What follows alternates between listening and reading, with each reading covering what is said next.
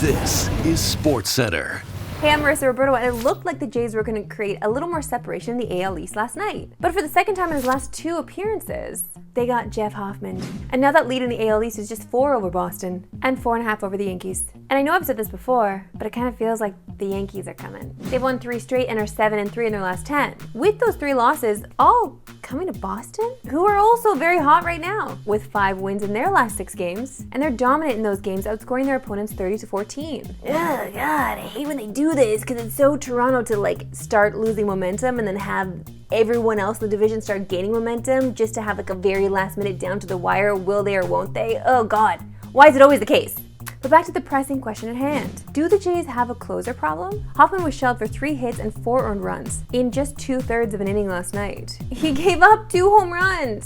It was his 7th blown save of the year, which is 2nd worst in the majors. And he's blown 2 saves in his last 2 appearances. I had such high hopes for Hoffman, and I still feel like he can turn it around. I will choose to be positive. But with the calendar just 5 days from September and real meaningful baseball just around the corner, it is now the time for the Jays to make a closer change. And with Toronto having too many good starting pitchers for October, does moving one of those arms to the closer role make sense? It's a good problem to have, and if I were a starting pitcher, I would be honored to take a closing position, less innings, and still the same amount of pressure. It's exciting. Eric Lauer will be on the bump tonight for the final game of the Twins series, a guy who's been good as a starter, and we very well could see in the bullpen come October, as he was just in the bullpen a week ago when Shane Bieber was added to the rotation, but did not make an appearance.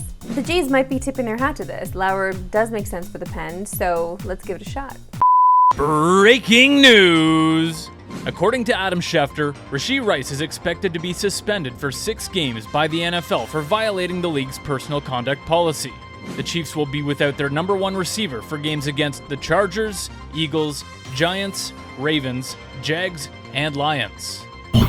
Hockey season is right around the corner, so what better time to take a look at young players on Canadian teams that have a chance of breaking out this season. And you know we gotta start with my Leafs, and the prospect Leaf fans can't stop talking about, Easton Cowan. The 20-year-old is hungry to take the next step in his career, and will be given every opportunity in training camp to earn a roster spot. He didn't just have a solid season, he straight up dominated last year, putting up 69 points in 46 games, and then led the entire OHL playoffs with 39 points in 17 games. Oh, and on top of that, he led London to another Memorial Cup win, and Tacoma Tournament MVP. Back-to-back Mem Cups as the leading scorer, that is rare. And with Mitch Marner gone, there is a top 6 opening on the roster, and Cowan might be the perfect fit. They both dominated with the London Knights, each winning a Memorial Cup and earning MVP. Their seasons were similar, high-scoring clutch performances, and the ability to elevate a team when it mattered most. But if Cowan does make the roster, he doesn't need to be the star. Whether he slides into the top 6 with Matthews and Nyes, or slides into the middle 6, his ability to win puck battles, support teammates, and turn turnovers into chances gives Toronto the spark that it's been missing. And even if he starts in the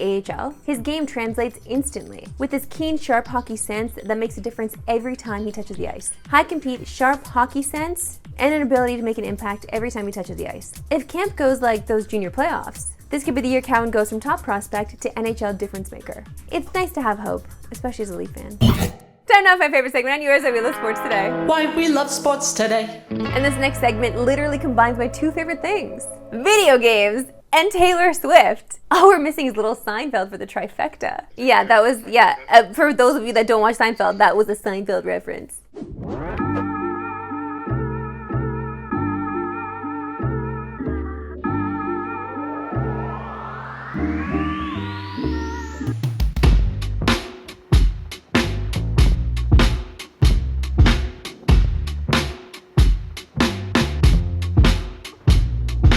No, he's not going to take her last name. It'll be like a Swift Kelsey or Kelsey Swift.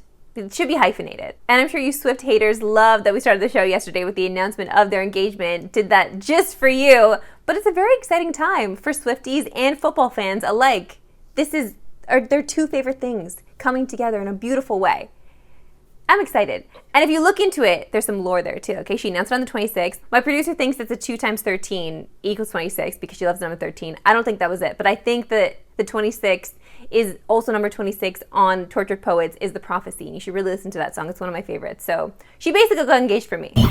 Sticking with the NFL, and the penultimate episode of Hard Knocks aired last night and made some pretty fun highlights. Deion Dawkins singing Panic at the Disco, a spelling bee, and even new Bills minority owners and former Toronto Raptors, Tracy McGrady and Vince Carter making an appearance. But if you know me, you know that my highlight was Casey Rogers and the puppy adoption. That's literally what a handful of heaven is, okay? I mean, until they get home and start chewing all your stuff, but that's just part of taking home puppies. You take the so much good with a little bad when they're bad boys. Now, for those of you who are Hard Knocks first-timers this year, things are about to get sad, because we have to say goodbye to some characters we have grown to love over the past month, like Jimmy Charlo, who made a huge play in the last preseason game, and didn't even know if he should be or how to celebrate it. I didn't even knock it out.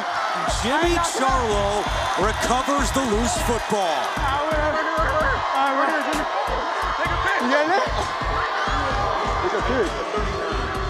I didn't even make the hit though. What a humble king. Now, because cuts have already been announced, we sadly know he didn't make the team.